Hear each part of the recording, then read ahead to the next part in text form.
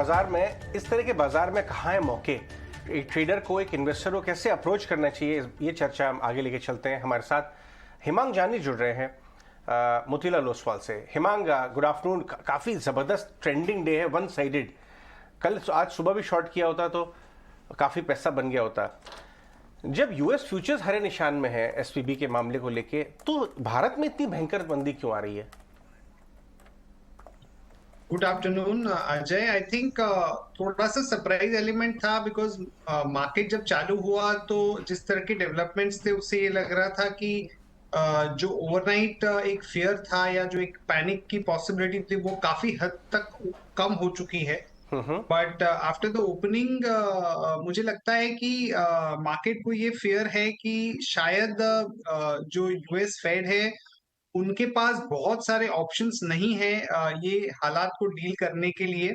और rate cut या उस तरह की जो बातें हो रही है उससे भी एक थोड़ा सा कॉम्प्लिकेशंस बढ़ सकते हैं।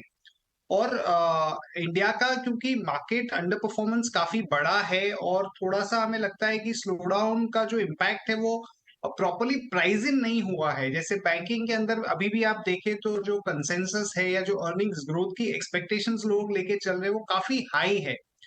तो एक अग्रेसिव सेलिंग और कंसेंसस हाई एक्सपेक्टेशंस और उसमें जो रिस्क है वो शायद ठीक से फैक्टरिंग नहीं हुआ है, उसका खामियाजा हमारे मार्केट्स में हम देख रहे हैं। और बैंकिंग, फाइनेंशियल सर्विसेज, एनबीएफसीज, ये सारे सेक्टर्स के अंदर उसका जो इम्पैक्ट है वो ज्यादा है।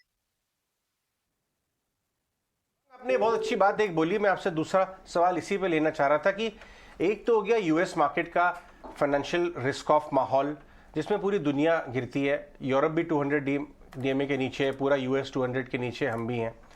लेकिन दूसरा मामला जो वैल्यूएशन का है, वैल्यूएशन कुशन कहाँ है इंडियन मार्केट में? और इंडेक्स की बात हम इंडिकेटिव पर्पज से करेंगे, क्योंकि स्लो डाउन में अभी तक एनालिस्ट ने या स्ट्रीट ने अर्निंग की एस्टिमेट्स को स्केल बैक उतनी तेजी से नहीं किया जितना शायद बाजार को लग रहा है कि अर्निंग स्केल बैक होगी।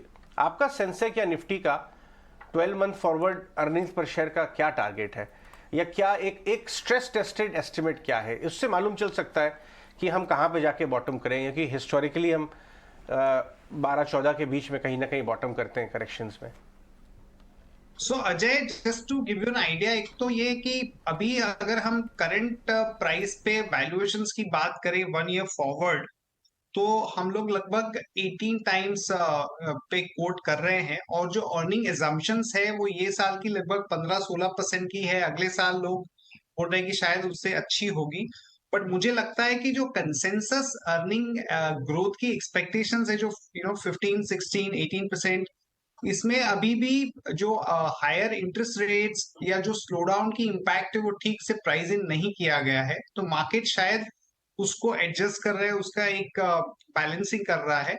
और जैसे जैसे क्लैरिटी फर्दर आएगी कि भाई अगर अपने यहाँ पे कंजम्पशन में स्लो डाउन है या हमारे यहाँ पे अगर इंटरेस्ट रेट्स का माहौल जो लोग चल रहे लेके चल रहे थे उसमें कितनी हद तक उसमें गैप है, ये शायद 2-3 महीने में पता चल जाएगा। तो वो जो एडजस्टमेंट की प्रोसेस है वो मार्केट में चल रही है।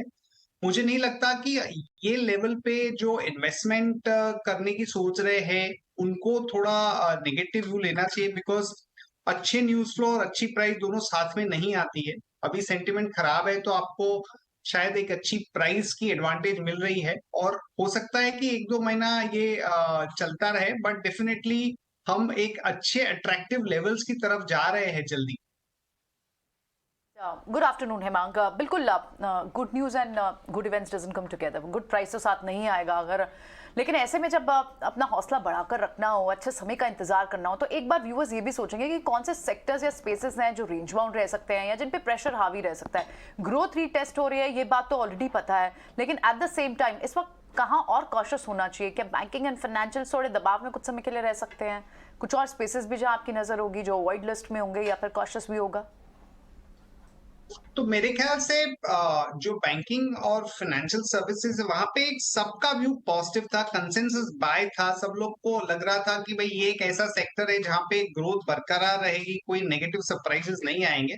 उसमें दो तरीके के रिस्क है, एक तो इंटरेस्ट रेट थोड़े से हमें लगता है कि हाई रह सकते हैं जिसका मार्जिन पे प्रेशर होगा, और एक स्लो डाउन है। तो उसका थोड़ा सा इम्पैक्ट है। पर इन्वेस्टमेंट के हिसाब से ये एक सेक्टर है जहां पे डेफिनेटली हमें फोकस करना चाहिए, और जहां जहां पे अर्निंग्स की क्लैरिटी है, जैसे एक्सिस बैंक हो गया या आईसीआईसीआई बैंक, एचडीएफसी बैंक, ये सारे बैंकों के अंदर हमें लगता है कि एक लेवल पे डेफिनेटली एक अट्रैक्टिव प्रपोजिशन बन सकता है। उसके अलावा आईटी में हमारा व्यू थोड़ा सा पॉजिटिव है, और हमें लगता है कि एक अच्छा सा रिस्क रिवॉर्ड है करंट भाव पे, नंबर्स अच्छे हैं, मैनेजमेंट की बॉडी लैंग्वेज अच्छी है। तो इन्फोसिस, टीसीएस, टेक महिंद्रा में एक अच्छी हमने आज पॉजिटिव न्यूज भी देखी, जो नया सीईओ की अपॉइंटमेंट हो रही है। तो ये आईटी सेक्टर के अंदर भी हमें लगता है कि एक अच्छा अपॉर्चुनिटी है। जो अवॉइड करना चाहिए मेरे ख्याल से टाइमिंग के लिए, जो यूटिलिटी सेक्टर है जहाँ पे कि एक अच्छा सा स्टेबिलिटी था, वो यूटिलिटी सेक्टर में डेफिनेटली अवॉइड करना चाहिए। बाकी मुझे लगता है कि ऐसा कोई दूसरा कोई स्पेसिफिक ऐसा सेक्टर ध्यान में नहीं है जो अवॉइड करना चाहिए, बट एक स्टैगर्ड वे में बाइंग करने का अपना अप्रोच होना चाहिए। Hemang, good afternoon. स्टैगर्ड वे में बाइंग का अप्रोच अब भी भारतीय बाजार पर जारी है, लेकिन एसवीबी क्राइसिस के बाद डैमेज कंट्रोल की काफी कोशिशें जारी हैं, और ऐसे में क्या लगता है, क्योंकि फेड की इमरजेंसी बैठक पर भी बातचीत चल रही है और क्या निकल कर आएगा इस पर भी खास तौर से सभी की नजर है, क्या आपको लगता है कि देयर आर चांसेस कि फेड अब सोचे कि इंटरेस्ट रेट हाइक जो है वो बैकफायर करना शुरू हो चुके हैं और यहां से अब हमें पॉज बटन दबाना चाहिए? देखिए, बहुत सारे सिनारियोज और परम्यूटेशंस, कॉम्बिनेशन चल रहे हैं, और जो एक्शन लिया गया, जैसे वीकेंड में अगर आप सोचे कि किस तरह का माहौल था, और आज हम मार्केट में आए, मॉर्निंग में जो शुरुआत हुई तब का जो माहौल था, वो ये दिखा रहा है कि कितनी प्रोएक्टिवली ग्लोबल फाइनेंशियल एजेंसीज है वो काम कर रही हैं, और ये मैं उसको एक पॉजिटिव एंगल से लूंगा। दूसरा ये है कि इंटरेस्ट रेट पे क्या होगा, कुछ लोगों ने बताया है कि शायद इंटरेस्ट रेट में बढ़ोतरी जो है वो शायद कम हो जाएगी, या कुछ टाइम के लिए ना भी हो, पर उस पे कोई व्यू लेना थोड़ी जल्दबाजी होगी, बिकॉज अभी भी इन्फ्लेशन और जो सारे मूविंग पार्ट्स है उस पे इतनी क्लैरिटी नहीं है। तो मैं समझता हूँ कि थोड़ा सा ये चीजों को सेटल डाउन होने देना चाहिए, मार्केट को भी थोड़ा सा डाइजेस्ट करने देना चाहिए, और कोई जल्दी नहीं है। अगर मार्केट कुछ टाइम के लिए रेंज बाउंड रहेगा, उसमें आपको और डेटा पॉइंट्स मिलेंगे, बाद में अगर आप अपना डिसीजन बनाते हो तो उसमें कोई नुकसान वाली बात है नहीं। मैं समझता हूँ कि ये थोड़ा सा वेट एंड वॉच वाला पीरियड है, जिसको हमें without much of incremental damage निकल देना जाना चाहिए। राइट। ये स्मॉल कैप मिड कैप में भी भयंकर पिटाई हो रही है हेमांग, वहां पे आपको कुछ पसंद आ रहे हैं नाम जो यहाँ से 10-20% और भी घटता है बाजार, या वो नाम तो आप जरूर उनको देखेंगे पोर्टफोलियो का पार्ट बनाने के लिए? क्योंकि देखिए, इस तरह का ट्रेंडिंग मार्केट भले ही ट्रेडिंग के लिए काफी डिफिकल्ट हो, लेकिन नेक्स्ट 2 से 4 महीने में, 6 महीने में अगर स्प्रेड आउट करके पोर्टफोलियो बना जाए 2 से 3 साल के लिए, तो कुछ नाम अच्छे भाव पे आ सकते हैं।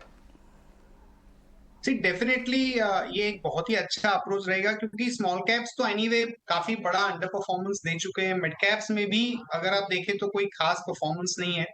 तो जैसे कुछ कुछ स्टॉक्स है, सेक्टर्स है जो हमारे माइंड में है। सबसे पहले तो होटल का सेक्टर आता है, जहाँ पे हमें इंडियन होटल्स, लेमन ट्री, ये सबके नंबर्स भी अच्छे थे, थोड़े स्टॉक्स भी करेक्ट हुए हैं, तो डेफिनेटली देखना चाहिए।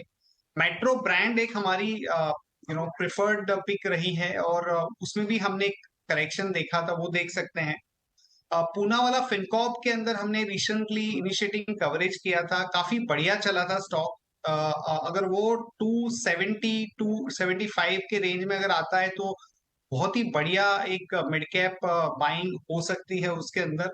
उसके अलावा एक APL Apollo steel tube company है, जिसकी भी नतीजे लगातार अच्छे आ रहे हैं। ओवरऑल हमारी जो आउटलुक है उसके अर्निंग्स के ऊपर वो काफी बढ़िया है। तो ये कुछ स्टॉक्स है जहां पे हमारा व्यू पॉजिटिव है, और अगर कोई अपॉर्चुनिटी मिलती है और मार्केट खराब होता है तो ये सब स्टॉक्स में डेफिनेटली निवेश करना चाहिए।